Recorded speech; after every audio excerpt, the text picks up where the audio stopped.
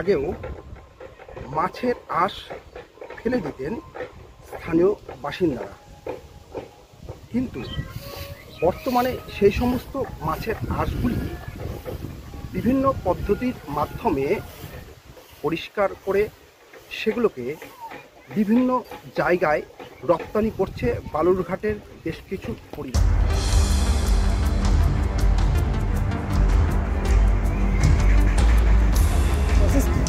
ওগুলো প্রসেস, এগুলো কলকাতাতে যায়, কলকাতাতে যাওয়ার পরে এগুলো বাছাই হওয়ার পরে পাউডার তৈরি হয়, পাউডারটা বিদেশে যায়।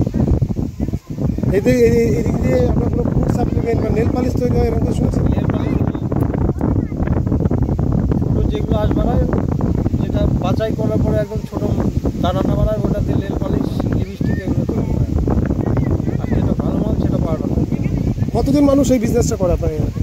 এই বিজনেসটা মোটামুটি মানুষের 10 বছর হয়ে গেল।